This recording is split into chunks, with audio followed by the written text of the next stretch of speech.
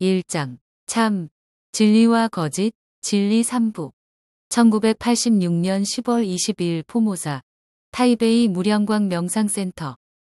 그러므로 진정한 큰 스승이라면 우리에게 그렇듯 터무니없는 것들은 가르치지 않습니다. 그는 우리가 본래 면목부터 찾도록 가르칠 것입니다. 우리의 불성부터 찾고 난 다음 무엇을 하건 그건 다 여러분 자신의 문제입니다. 왜냐하면 부처의 힘을 갖추고 나면 모든 일이 다 가능해지니까요. 그 누구도 다 구할 수가 있지요. 어디에 있든 화신을 놔두어 중생을 제도할 수 있습니다. 그렇게 고생하지 않고도 말이에요. 매일 2시간씩 아침 저녁으로 주문을 읽거나 무드라를 취하는 것은 별로 효과가 없습니다. 그저 자신이나 해치고 정신없이 바쁘기만 하지요. 참되게 수행할 시간이나 자신의 본래 면목, 자신의 불성을 찾을 시간이 없는 데다 힘까지 낭비하고 전생에서 지은 얼마 안 되는 복마저 까먹고 난다면 나중엔 아무것도 없는 빈털터리가 되어 다시 생사윤회하며 귀신, 축생, 어리석은 사람, 가난한 사람이 되고 말 겁니다. 그럼 너무 불쌍하지 않겠습니까? 이 몸이 있을 때 빨리 수행을 해야 합니다. 성불한 후에는 헤아릴 수 없이 많은 중생, 겐지스강에 모래알 만큼이나 많은 중생을 제도할 수 있습니다.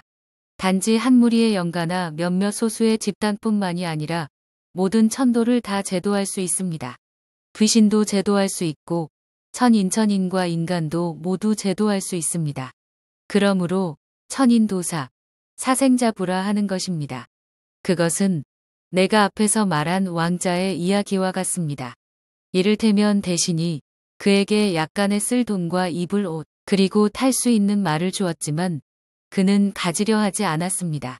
돈도 필요 없고 말도 필요 없어 그것들을 전부 다른 사람들에게 나눠줘 버렸지요. 그는 미처 생각하지 못했던 겁니다. 우선 그 돈과 옷과 말이 있으면 돌아갈 수 있고 돌아가서는 자신의 왕궁을 찾고 나중에 왕이 되고 나선 왕궁에 있는 그 많은 돈들을 중생들에게 나누어 주어도 아무런 문제가 없다는 것을 말입니다. 대신이 그를 찾아오면서 그에게 줄 돈을 많이 가져오지 못했기 때문에 그가 받은 것이라고는 겨우 옷 한두 벌과 약간의 돈이 전부이긴 했지만 그곳에서 왕궁까지 가는 동안 우선은 그 돈을 쓰면 됩니다. 왕자가 이기적이어서 다른 사람들을 돌보지 않는 것이 아니라 우선은 그 돈을 써서 왕궁으로 돌아가야 하기 때문이지요. 왕궁으로 돌아온 후에는 얼마든 맘껏 중생에게 보시를 해도 전혀 문제가 안 됩니다. 그러니 머리를 쓰지 마십시오. 또한 남의 말에 너무 귀 기울이지도 말고 남이 하는 걸 보고 무턱대고 따라하지도 마십시오. 우리는 깊이 생각해야 합니다. 이 일을 해서 쓸모가 있는지, 얼마나 쓸모가 있는지, 그 효과가 한시적인지 무한한지, 어떻게 해야 장애를 최소화하고 효과를 극대화시킬 수 있는지를요. 나도 출가하기 전에는 많은 사람을 도우러 다녔습니다.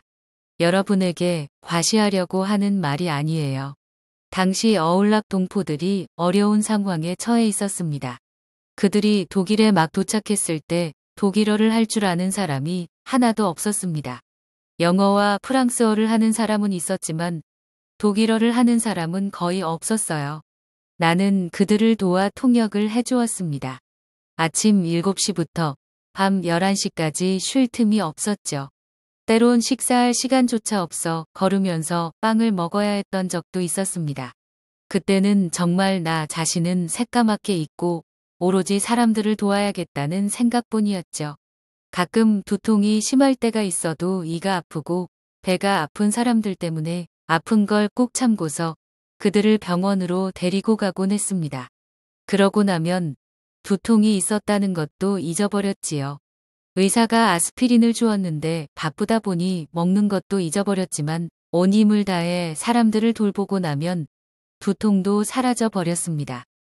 때로는 하루 종일 아무것도 먹지 못할 정도로 힘든 적도 있었습니다. 그전부터 나는 출가를 생각하고 있었습니만 당시 난민이 너무 많았던 탓에 내 생각에는 출가를 하는 것이 별 도움이 될 것 같지가 않았습니다. 날마다 염불이나 하고 자기 수행만 하는 것은 그들을 위해 별 도움이 되지 않으며 아직은 난민을 돕는 쪽이 더 낫고 쓸모가 있겠다고 생각했지요. 그때 나는 멀리 내다볼 수가 없었습니다. 다만 도움을 필요로 하는 어려움에 처한 수많은 사람만이 내 눈앞에 보였던 거죠. 그렇게 하루 종일 봉사하다 보면 경전을 볼 시간도 없었고 나중엔 봉사를 하면 할수록 도움이 필요한 사람들이 더 많이 왔습니다. 그 후 적십자사에서 일하게 되면서 어울락인뿐 아니라 아프리카인, 아프가니스탄인 등 불행한 이재민을 더욱 많이 보게 되었습니다. 국제 정세가 그러하다 보니 날이 갈수록 더욱 많은 중생을 만나게 되었지요. 그러다 내 힘이 더 이상 미치지 못하면 어쩌지? 라는 생각을 하게 되었는데 그때 석가모니불의 말이 생각났습니다. 그는 출가하는 것이 가장 큰 공덕이며 성불할 수가 있다. 성불한 후에는 훨씬 더 많은 중생을 도울 수 있다. 수많은 사람에게 도움을 주기엔 범부의 힘은 한계가 있다. 라고 했습니다. 그래서 나는 그때 출가하기로 결심했습니다. 그러나 많은 절을 가보았지만 출가라는 게 큰 의미가 없더군요. 날마다 하는 일이라고는 아침 저녁으로 주문을 읊거나 손으로, 머리로, 발로 무드라를 취하는 것이 고작이었습니다. 나는 영가가 와서 먹는 걸 본 적도 없고 중생에게 도움이 되는 걸 본 적도 없습니다. 아침 저녁으로 주문을 읊는 건 내가 어렸을 때 이미 배운 것이죠. 어릴 때부터 불경을 보기 시작했기 때문에 경전도 이미 많이 봤습니다. 그래서 나는 그런 식으로 하면 안 된다는 생각이 들었어요. 능엄경을 보면 부처의 제자들에게 체험이 아주 많은 걸 볼 수 있습니다.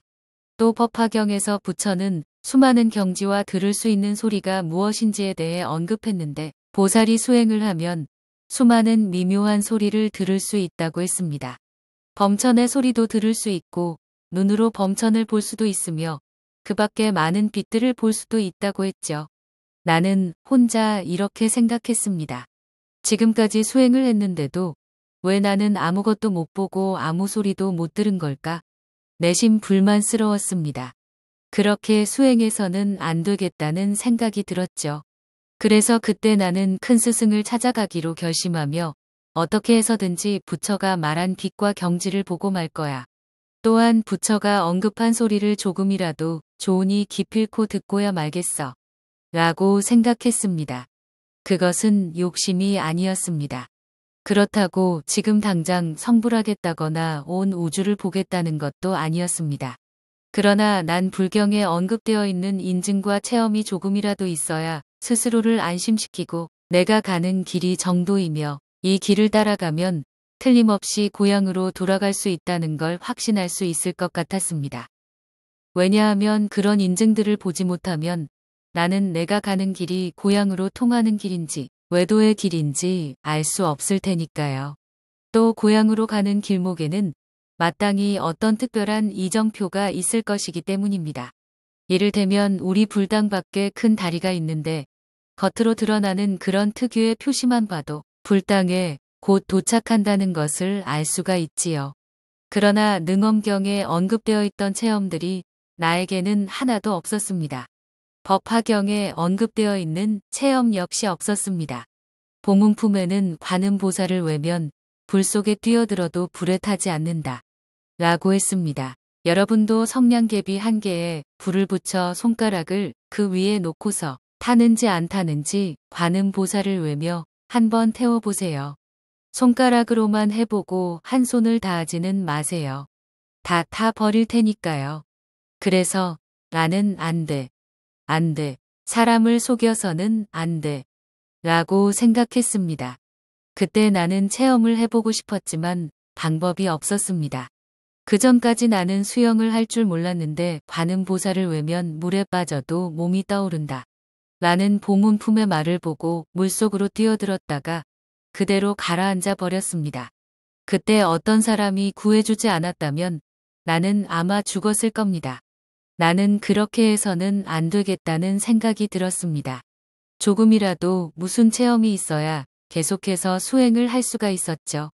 최소한 내가 조금이라도 믿을 수 있어야 했습니다. 아무런 체험이 없어도 죽을 때 아미타불이 마중하러 온다면 문제가 없겠지만 만일 그가 오지 않는다면 난 어떡합니까? 지금 나는 내가 쓸 수 있는 만큼의 최소한의 돈을 원하는 것입니다. 지금 돈이 없으면 훗날 죽기 전에 사장이 나에게 1,000만억 원을 준다고 해봤자 소용이 없겠지요. 그가 주지 않을지도 모르지만요. 그래서 그때 나는 큰 스승을 찾아 나서게 되었고 큰 스승을 만나게 되자 진짜 체험을 할 수 있었습니다. 경전 속에 나오는 체험들을 거의 다 할 수 있게 되었지요. 물론 하루아침에 모든 체험을 다 한 건 아닙니다. 그러나 약간의 체험만으로도 이미 충분했습니다. 수행은 오랜 시간을 요하는 것이기 때문에 하루아침에 바로 성불할 수 있다고 말할 수는 없습니다. 석가모니 불도 6년이나 수행했습니다. 그러므로 어쨌든 조그만 것이라도 있기만 하면 우리에게 인증을 해주고 우리를 안심시켜 줍니다. 그러나 그런 체험을 해서 우리가 즐거워지는 건 아닙니다.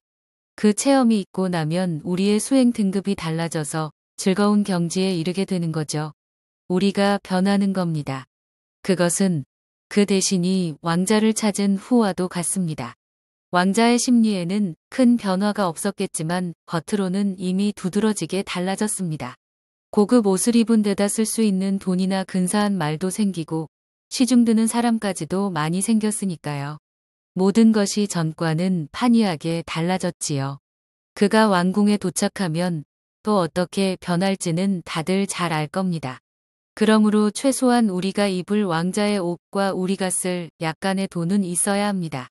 그렇지 않으면 훗날 우리가 죽고 나서 왕자가 되어봤자 아무 소용이 없지요. 게다가 그때 자신이 왕자일지 아닐지도 알 수가 없고요. 난 이미 그러한 즐거운 상황을 찾았기 때문에 여러분에게도 나누어 주고 싶은 겁니다. 말을 전하는 대신은 왕이 아닙니다. 소식을 전하는 사람은 여러분을 왕자로 만들지 못하죠. 그는 단지 여러분에게 알려주기만 할 뿐입니다. 당신은 왕자였습니다. 당신 스스로 자신의 왕궁을 찾아 왕이 되어야 합니다. 라고요. 나에게 배우는 것도 마찬가지입니다. 나의 책임은 여러분에게 알려주는 것뿐입니다. 그러니 나의 외모나 행동에 개의치 마십시오. 내가 밥을 어떻게 먹든 말을 얼마나 듣기 좋게 하든 그런 것들은 여러분의 국가나 왕과 아무 관계가 없습니다. 그리고 여러분의 지위와도 상관이 없습니다. 나는 단지 여기 와서 여러분에게 여러분의 지위는 아주 높고 세상에서 가장 고귀합니다. 자기 본래의 지위를 찾고 싶으면 여러분이 찾을 수 있도록 내가 안내해 주겠습니다. 하고 알려주는 것뿐입니다. 그러니 어떤 스승에게 배우게 되더라도 그 스승의 행동을 비평하지 마세요. 그의 외모도 보지 말고 그가 하는 일을 알려고도 하지 마세요. 그는 단지 파견된 관리일 뿐입니다. 그는 여러분을 데리고 가서 각자가 마땅히 누려야 할 지위를 회복할 수 있도록 해줄 겁니다. 여러분은 그를 따라가기만 하면 됩니다. 그의 일에는 상관하지 마세요. 그가 입은 옷이 예쁘다거나 보기 싫다거나 걸음이 빠르다거나 느리다거나 하는 것은 여러분과는 아무 상관이 없습니다. 여러분은 그냥 그를 따라가기만 하면 되는 것입니다. 그러나 많은 사람이 잘못을 범합니다. 스승을 찾아왔으면서도 그의 외모만을 보고 위험이 없으니 그에게 배우지 않겠다거나 비구니라서 안 되겠으니 나중에 비구승이 오면 다시 배우겠다거나 비구니의 키가 너무 작아서 싫다거나 중국어를 잘하지 못해 싫다거나 성격이 급하고 거칠어서 싫다거나 나랑 잘 맞지 않아서 싫다고 하는 식입니다. 그러한 것들은 우리의 본래 면목과 아무런 관계가 없습니다. 그 스승 또한 자신의 말을 듣지 않는다 해도 전혀 상관하지 않지요.